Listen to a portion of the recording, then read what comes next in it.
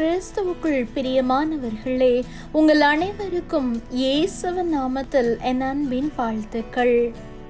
இயேசுவின் 12 அப்போஸ்தலர்களில் ஒருவரான கானானியனாகிய சீமோனை குறித்துதான் நாம் இன்றைக்கு பார்க்க போகிறோம். கானா ஊரை சேர்ந்தவரானதால் இவர் கானானியனாகிய சீமோன் என்று அழைக்கப்பட்டார்.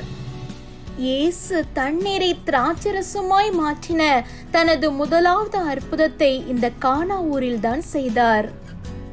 இவர் தீவிரவாதியாகிய சீமோன் என்றும் சலோத்தே எனப்படும் சீமோன் என்றும் அழைக்கப்படுகிறார்.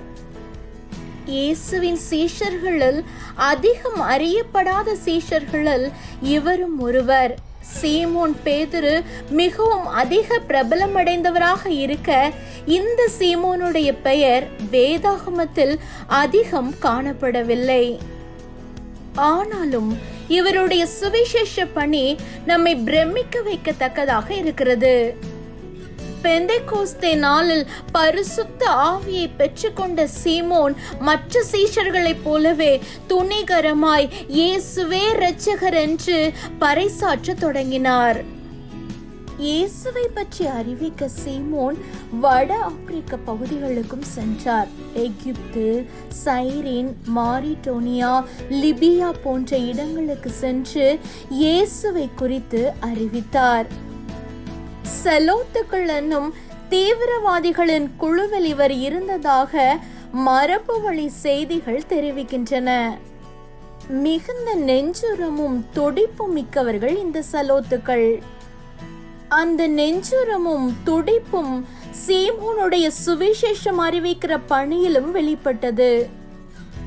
கார்த்தேஜ் என்னும் நகரம் வட ஆப்பிரிக்காவில் இருந்தது. அங்கே தன்னுடைய பணியை தீவிரப்படுத்தினார் சீமோன். அந்த நகர் முழுவதும் கிறிஸ்தவ மதம் காட்டு தீ போல பரவியது. சீமோன் அதனை கண்டு மிகவும் மகிழ்ந்தார். எதிர்ப்பட்ட துன்பங்களை எல்லாம் ஜெபத்தினாலும் இயேசுவின் மீது கொண்ட விசுவாசத்தினாலும் நம்பிக்கையினாலும் தகர்த்து தன்னுடைய சுவிசேஷ பணியை தொடர்ந்து செய்து கொண்டு வந்தார் சீமோன். வட ஆப்பிரிக்க நாடுகளில் தன்னுடைய சுவிசேஷ பணியை நிறைவு செய்யும் வேளையில் பலரை சுவிசேஷர்களாக தெரிந்தெடுத்தார். அவர்களிடத்தில் பொறுப்பை ஒப்படைத்துவிட்டு சீமோன் ஸ்பெயின் நாட்டுக்கு தேவனுடைய வார்த்தையை பிரசங்கிக்கும்படியாய் பயணமானார்.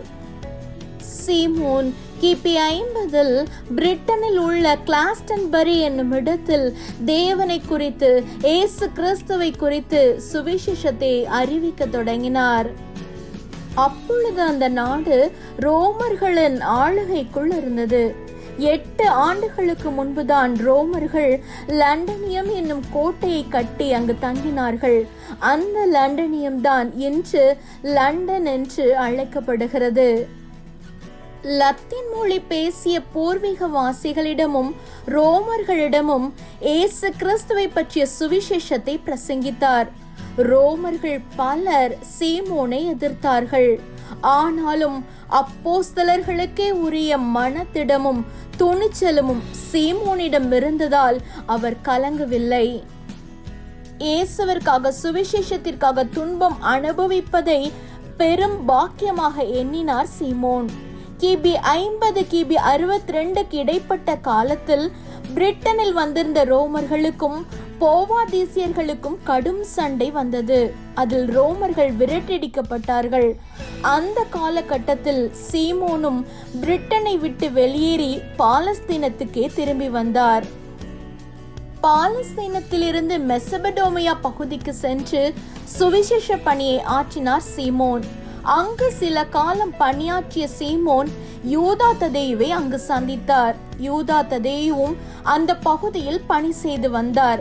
சுவிசேஷ பணிக்காய் சில அடித்தளங்களை அங்கே உருவாக்கிவிட்டு இருவரும் பாரசீகம் நோக்கி பயணமானார்கள். பாரசீகத்தில் சுவாமீர் என்னும் இடத்தில் நடந்த சிலை வழிபாட்டுக்கு எதிராக குரல் கொடுத்ததால் யூதா ததேயு ஈட்டியால் குத்தப்பட்டு கொல்லப்பட்டார். சீமோனையும் மக்கள் அங்கு சிறைப்பிடித்தார்கள். சீமோனை கட்டி வைத்து ரம்பத்தால் அறுத்து அவரை கொலை செய்தார்கள். வலியையும் வேதனையையும் தாங்கிக் கொண்டு இயேசுவுக்காக இறப்பதை பெரும் பேராக கருதி உயிர் நீத்தார் சீமோன். சீமோனின் பெயர் வேதாகமத்தில் அதிகமாய் குறிப்பிடப்படாவிட்டாலும் அவருடைய சுவிசேஷ பணி ஒவ்வொன்றும் நம்மை மெய்சிலிர்க்க வைக்கிறது.